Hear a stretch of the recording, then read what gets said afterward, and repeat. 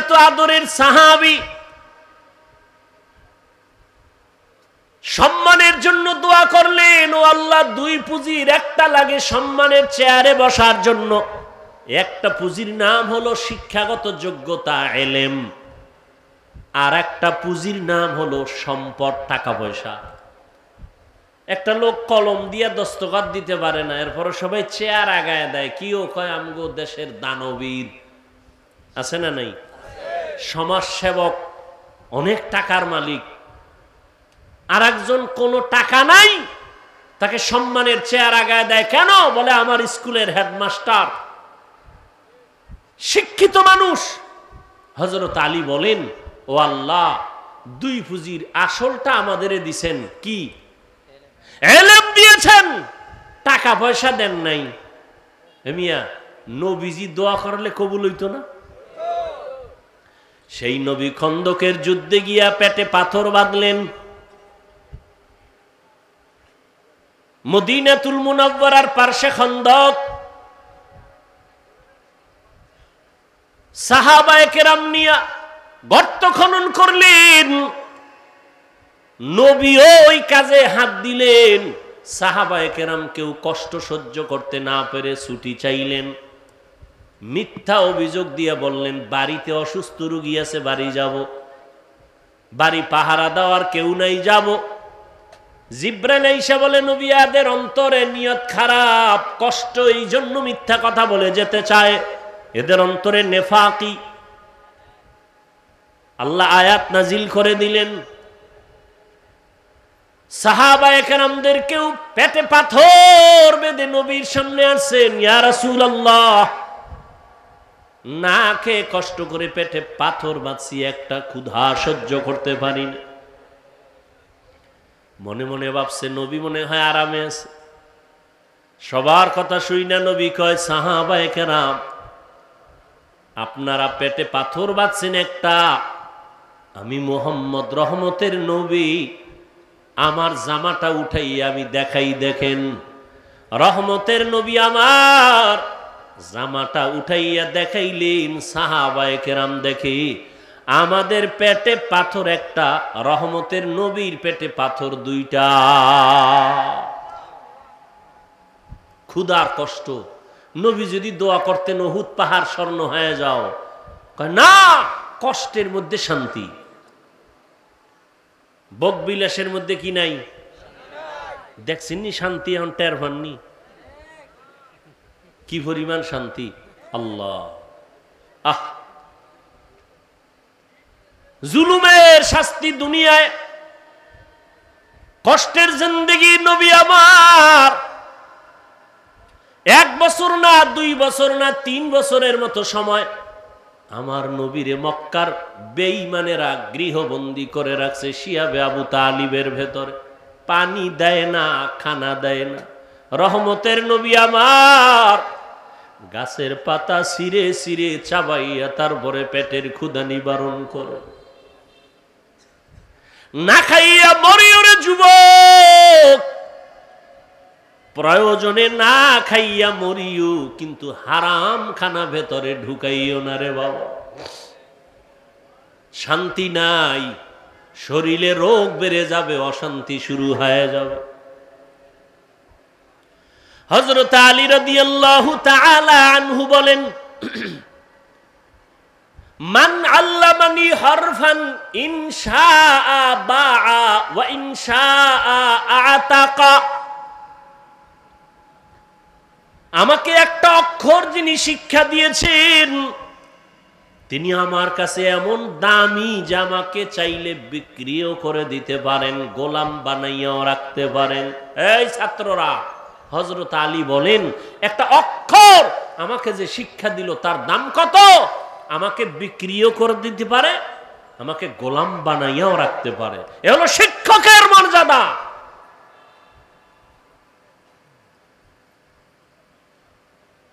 কিন্তু আমরা অনেক সময় দেখতে পাই কিছু বেয়াদবি আচরণ,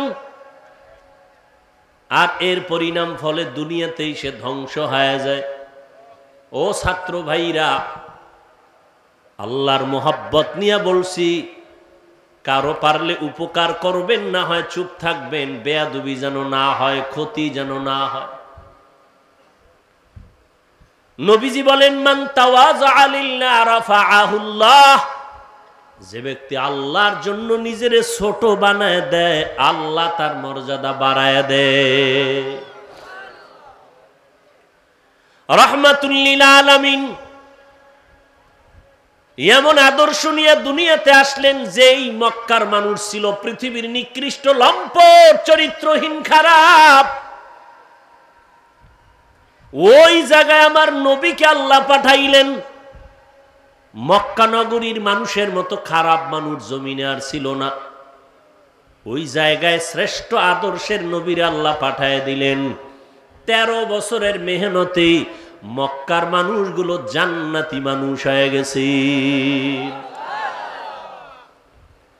মাত্র 13 বছরের মেহনত, নবী একটা গালি দেন নাই, কিচ্ছু বলেন নাই। সুন্দর ব্যবহার, সুন্দর আচরণ। আল্লাহ পাক আমার নবীকে এমন দয়ার নবী করে পাঠাইলেন।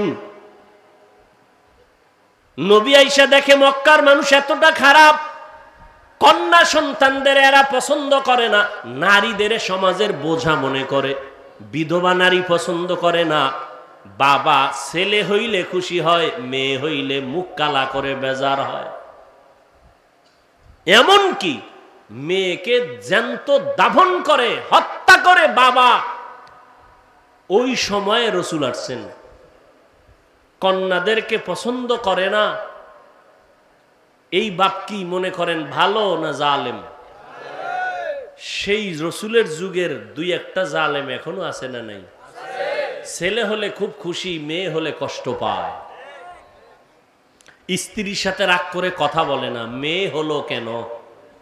তো মেয়ে হলো কেন, এটা স্ত্রী কি জবাব দিবে? স্ত্রীর কোনো হাত আছে এখানে? লিল্লাহি মুলকুস সামাওয়াতি ওয়াল আরদ ইয়াহাবু লিমান ইয়াশাউ ইনাসান ওয়া ইয়াহাবু লিমান ইয়াশাউ যুকুর আও ইউযাওয়িজুহুম যুকরানাও ওয়া ইনাসা ওয়া ইয়াজআলু মান ইয়াশাউ আকিমা ইন্নাহু আলিমুন কাদির।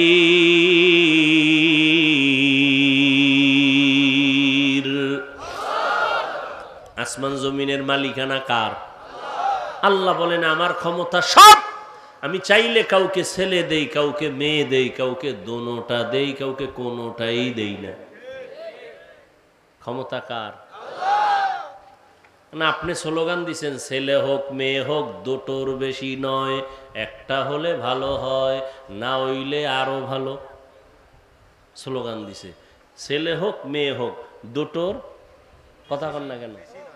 দুটোর একটা হলে ভালো হয়। এই স্লোগান আছে না নাই? এই স্লোগান যেদিন থেকে শুরু, আমার মাওলার কুদরত সেদিন থেকে শুরু। সেদিন থেকে একসাথে 2টা, একসাথে 3টা, একসাথে 4 সন্তান। মা মরছে কয় না, মা এখনো তাজা। একসাথে 4 সন্তান আছে না নাই? সন্তানও সুস্থ, মাও।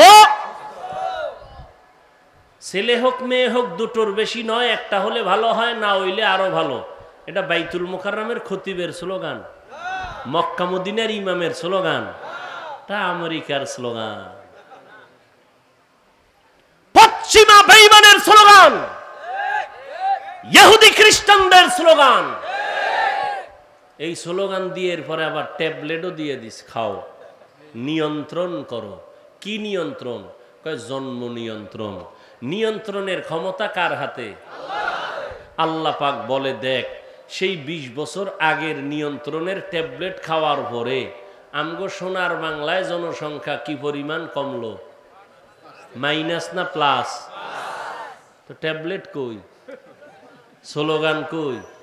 আমরা হুজুরেরা বাড়াইছি না, এখানে ময়দানে সব হুজুর নি, তো এই যুবককে পাঠাইছে। এক কথায় আল্লাহর সাথে পাল্লা দিয়া কেউ আগাই নমরুদ দিয়ে পারছেনি। আল্লাহরে মাইরে ফেলাইলে কেসা খতম। নমরুদ কথা আল্লাহরই মারি, তীর ধনুক নিয়ে রেডি, আল্লাহকে মারবে। গুলি মারছে ধনুক। আল্লাহ কয় ওয়ামাকারু ওয়ামাকার আল্লাহ ওয়াল্লাহু খায়রুল। তীরের আগায় রক্ত লাগে গেছে, নিচে আইয়া কয় দেখছো নি আল্লাহরে মাইরা ঠাক জায়গায় শেষ করে দিছে, এই যে রক্ত। এত পাওয়ারফুল নমরুদ, ওরে মারার জন্য কোনো বাহিনী লাগছে বলেন? এই জালেমরে শেষ করছে একটা অসুস্থ মশা, সাথে জুতা মোবারক, ঠিক নি? মাথার ভিতরে গিয়ে মশা আশ্রয় নিছে, ফাঁকে ফাঁকে একটা মিস কল দেয়, নমরুদ্দের চান্দি গরম। কত কবিরাজ, কত আয়ুর্বেদিক, কত ডাক্তার, ঔষধ, কোনোটাই মাথা ঠান্ডা হয় না।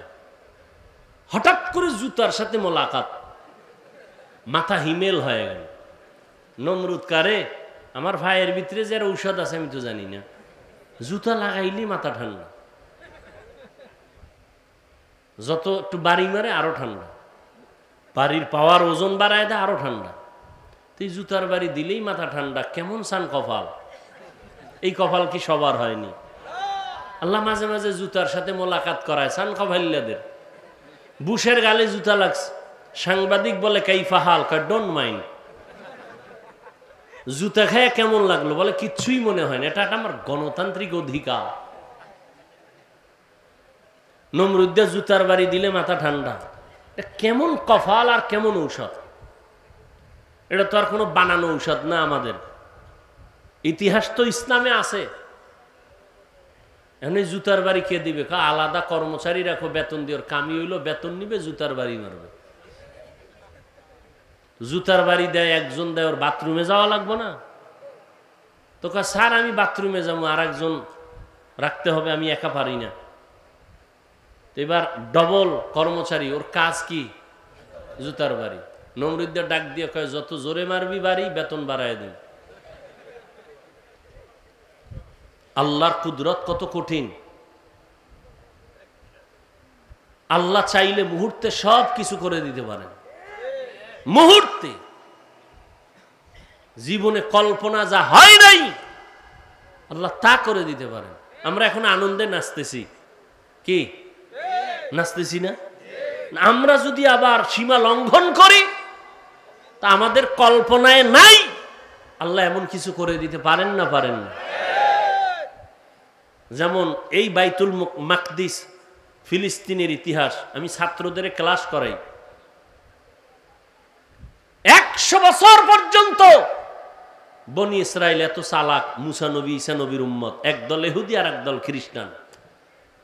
আল্লাহ এদের দিলেন নিয়ামত, নবীদের দেশ বাইতুল মুকাদ্দাস। এরা জুলুম শুরু করলো, নবীর গায়ে হাত তুললো। যেই জাতি নবীর গায়ে হাত তুলে, যেই উম্মত আলেমদের বিরুদ্ধে যায়, ওদের অভিশপ্ত জীবন নেমে আসে মুহূর্তের মধ্যে। যে যুগে নবী নাই, ওই যুগে উম্মতের পথ প্রদর্শক উলামায়ে কেরাম, সেই আলেমদের উপরে যখন কারো হস্তক্ষেপ হবে, তখন এটা আসমান থেকে ফয়সালা নেমে আসবে। আল্লাহ দেখেন না? দেখেন না? আপনাকে চৌক আছে দেখার মতো? আছে। থাকলে কোনোদিন আলেমদের বিরুদ্ধে লেখবেন না, বলবেন না। কোন আলেমকে কখনো বয়ান দিতে যাবেন না। খবরদার, এইভাবে করেন, ওইভাবে চলেন, আলেমকে এই চালাকি করে বয়ান দিতে যাবেন না। আপনি পথ প্রদর্শক নয়, উলামায়ে কেরাম পথ প্রদর্শক, ওয়ারাসাতুল আম্বিয়া। তারা নিয়ামত পাইয়া এত খুশি, এরা জুলুম করা শুরু করছে। এইবার আল্লাহ আর এক জালেমেরে ওদের মাথায় চাপায় দিছে। এবার মজা বুঝ। এজন্য আমি বলবো, যাই করেন না কিছু, জুলুম যেন আপনার থেকে আমার থেকে প্রকাশ না পায়, সাবধান। যেই সমাজে জুলুম হয় ওই সমাজে আর শান্তি থাকে না, আর বিচারের ফয়সালা আসমান থেকে চলে আসে। নমরুদের ফয়সালা হয়ে গেল। রহমতের নবী এমন এক টাইমে আসছেন, কন্যাদেরকে হত্যা করে নবী এসে নারীদের জন্য রহমতের চাদর বিছাইয়ে দিলেন আর বললেন, আমি শুধুমাত্র মক্কা আর মদিনার নবী না, আমি দোজাহানের সরদার, সমস্ত জগতের জন্য আমি নবী। আমার একটা ছেলে নাই, আমি 4 কন্যার বাবা। কয় কন্যার বাবা? নবীর ছেলে আছে? ছোটবেলা আল্লাহ দিছিলেন, নিয়ে গেছেন। এবার চিন্তা করেন, আপনার ছেলে একটা আছে, আপনি তো মনে করেন আপনার শক্তি বেড়ে গেছে। নবীর একটা ছেলেও নাই, নাই তো নাই। এর মধ্যে আবার কাটা গায়ে লবণ দিচ্ছে। মক্কার কিছু কাফেরেরা কয় মুহাম্মদের বংশ শেষ, ও মরে যাবে, বংশ শেষ হয়ে যাবে, ওর বংশ রক্ষার কোনো ছেলে নাই। নবীর দুঃখ লাগছে। আল্লাহ কয়, নবী আমি আপনার ডাইরেক্ট ছেলে না দিলেও এমন ব্যবস্থা দিছি, কিয়ামত পর্যন্ত আপনার প্রশংসা থাকবে সবার মুখে। ইন্না আতাইনা কাল কাউসার, আমি আপনাকে কাউসার দিলাম। কাউসারের এক অর্থ হলো রুহানি সন্তান। যদিও নবীর ঔরাত জাত সন্তান নাই, কিন্তু গোটা দুনিয়াতে ১৫০০ বছর পরেও রুহানি সন্তানের অভাব নাই দুনিয়াতে। আজও রাসূলের বিরুদ্ধে কথা বলে কেউ নিস্তার পায় না। রুহানি সন্তানেরা মাথা উঁচু করে আন্দোলনে নেমে পড়ে। রাসূলের দুশমনরা কেউ মাথা উঁচু করে দাঁড়াতে পারে না, কোরআনের বিরুদ্ধে কথা বলে দাঁড়াতে পারে না, ইসলামের বিরুদ্ধে কথা বলে দাঁড়াতে পারে না, কিয়ামত পর্যন্ত পারবে না ইনশাআল্লাহ। এমন রহমতের নবী বলেন, আমি 4 কন্যার বাবা। আর কন্যার বাবাদেরকে বলে দিলেন, এই কন্যার বাবারা, একটা কন্যা পেয়েছো তো একটা জান্নাতের মালিক হয়ে গেছো। সুবহানাল্লাহ না? 2টা কন্যা পেয়েছো, 2টা জান্নাতের মালিক হয়ে গেছো। তার মানে যারা কন্যা পাইছো তোমার ঘর রহমতে ভরপুর হয়ে গেছে। তাসনিমা কয়, নারীদের উপরে আল্লাহ জুলুম করছে, আল্লাহ বড় জালেম। দেখেন কি পরিমাণ অপরাধের কারণে দেশেও আর থাকার কোনো সুযোগ হয়নি। ভাইরা আমার, আল্লাহ পাক নবীর মাধ্যমে মক্কা নগরীটাকে এত সুন্দরভাবে সাজায় দিলেন। ওই আদর্শ আজকে যারা পালন করে ১৫০০ বছর পরে আজও তারা শান্তিতে আছে, সম্মানে আছে। নবী বলেন, আমি 4 কন্যার বাবা। ও কন্যার বাবারা, একটা কন্যা যদি পাও একটা জান্নাতের মালিক হয়ে যাবে। কন্যাদের অধিকার আল্লাহ বাড়ায় দিলেন নবীর মাধ্যমে। রহমতের নবীর 25 বছর বয়স। রহমতের নবী হিসাবে কত পাওয়ার। আবার আল্লাহ তাকে আলাদা স্পেশাল পাওয়ার দিলেন, নবীকে আলাদা। 25 বছরের কালে নবীর কত পাওয়ার যৌবনের। এই যুবকেরা, নাস্তিকদের জানায় দাও, 25 বছরের যুবক আমার নবী, তার শক্তি কত, যৌবনের পাওয়ার কত। যুবকেরা টের পাওনি? কি টের পাবো, মোবাইলে সব শেষ। সবগুলো হারবালের রোগী হয়ে গেছে, সবগুলো। 25 বছরের যুবক, ফুটন্ত গোলাপের মতো চেহারা, আর চেহারা সব কার্টুন হয়ে গেছে, কার্টুন। সারাদিন কার্টুন দেখতে দেখতে আর মোবাইলে সারা রাত সজাগ থেকে উল্টা পাল্টা রাস্তায় ঘুরতে ঘুরতে শরীর শেষ, যৌবন শেষ, জীবন শেষ, চেহারার মধ্যে কোনো নূর নাই। কে বলবে এই কথা? কে বলবে এই কথা? আর ওদিকে ওপেন চ্যালেঞ্জ দিয়ে রাখছে বাসের সাইনবোর্ডে লাগায়। উনি এমন বেহায়া, নির্লজ্জ। মানুষের লজ্জা শরম থাকবে না। রাসূল বলেন, লা ঈমানা লিমান লা হায়া আলা, যাদের লজ্জা নেই ওদের ঈমান নাই। যুবকরা এগুলো করতেছে, ওদিকে হারবালওয়ালারা সাইনবোর্ড পোস্টার, মেয়েরা ঘুরে ঘুরে ঘুরে ঘুরে হ্যান্ডবিল বিলি করতেছে, লিফলেট বিলি করতেছে। ওপেন চ্যালেঞ্জ, এই সমস্ত বাজে কথা বলে লজ্জা শরম কই গেল? মোবাইল তো আমরাও চালাই, আর এটা এমন একটা যন্ত্র, এটা ছাড়া চলার উপায় নেই। কিন্তু ভালো দিকটাকে আমরা গ্রহণ করি, খারাপ থেকে দূরে থাকি। এমনিই তো একটা টাচ মোবাইলের দিকে তাকায় থাকলে চেহারার কি ক্ষতি হয়, শরীরের কি ক্ষতি হয়। গুগলে ঢুকো, জীবনভর তো আকামি করলা, আজকে একটু কিছু তথ্য নাও, তুমি তো ওখান থেকে শিক্ষার বহু কিছু আছে। তুমি যদি চাও মোবাইল থেকে অনেক কিছু শিখতে পারো। বড় বড় বিধর্মীরা মুসলমান হয় কেন? ওরা গবেষণা করতে করতে দেখে আল্লাহর খোঁজ পেয়ে যায়, যেন একজন সৃষ্টিকর্তা আছেই। না হয় এই যে কান্না করি, চোখ থেকে কি পরিমাণ পানি বের হয়, এই পানি কোথায়? হ্যাঁ, এগুলো চিন্তা করার বিষয়। দাড়ি ছিল না, হঠাৎ দাড়ি উঠতেছে, বাড়তেছে। চামড়া কাটো তো ভিতরে, এগুলি কি পেঁচানো আছে কিনা, ওটা লাইন মতো বাড়তেছে। কেটে দেখবা কিচ্ছু নাই, অথচ বাড়তেছে। মহিলারটা তো বাড়ে না। তুমি গাভীর থেকে দুধ নাও 20 কেজি, কালকে সকালবেলা গাভীর ওলানটা কেটে দাও, দেখো তো কয় কেজি বের হয়। আর কেজির মেয়া গুল্লি মারেন, এক ফোঁটা আসবে নি। চিন্তা করেন তো। অথচ 20 কেজি দুধ 5 মিনিটে আপনার পাত্র ভরে যায়। আপনি ওলানটা কেটে দেন, এক ফোঁটা দুধ আসবে না। খায় ঘাস, বের হয় সাদা পিওর দুধ। রসুল বলেন দুধ পান করো, গাভীর বরকত। কিতাবে দেখছি দুধ পানের মধ্যে 10টা রোগের ঔষধ আছে। এতটা দামি গাভীর দুধ, অথচ উলান কেটে ফেলবেন, দুধ নাই। আল্লাহর কুদরত। এজন্য আল্লাহ কোরআনে বলেন ওয়াফি আনফুসিকুম আফালা তুবসিরুন। তুমি নিজের মধ্যে তাকাইয়া কি তুমি দেখো না আমি আল্লাহর কুদরত কেমন? মাইকে কথা বলতেছি, বিদ্যুতের চার্জ, ব্যাটারির চার্জ চলে যায়।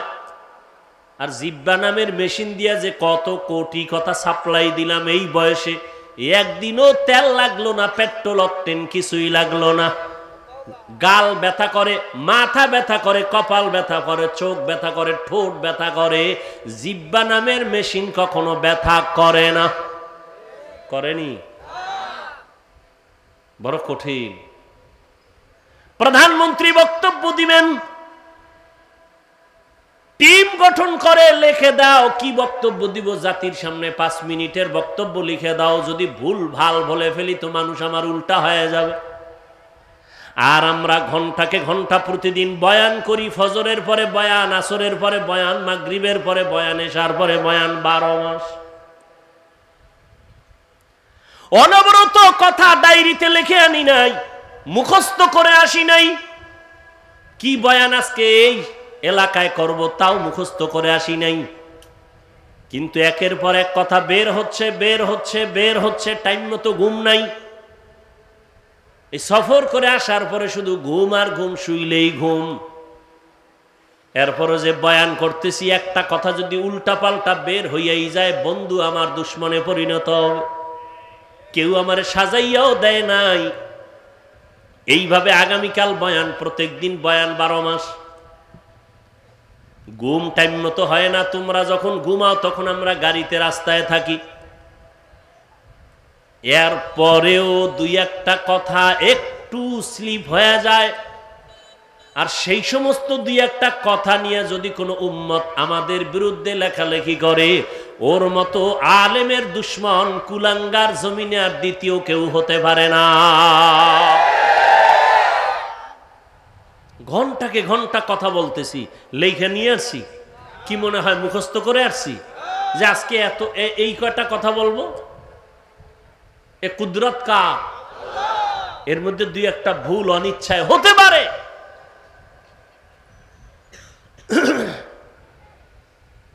তুমি এইসব বলো না। তুমি এত বড় বুদ্ধিজীবী, লাকুম দীনুকুম ওয়ালিয়া দিন বুখারীর হাদিস কয়ে লাইছো। হ্যাঁ, ঈদের নামাজের জানাজা বানায় লাইছো, আছে না নাই? হ্যাঁ, আল্লাহ আমাদের হেদায়েত দান করুন। কষ্ট হইতেছে, আর একটু সামনে আগাবো। ঘুমাবা নয় তো ঘরে মোবাইলই চালাবা, আর কি করবা? হায় হায় হায় হায়। ওয়ামা আরসালনাকা ইল্লা রাহমাতাল লিল আলামিন।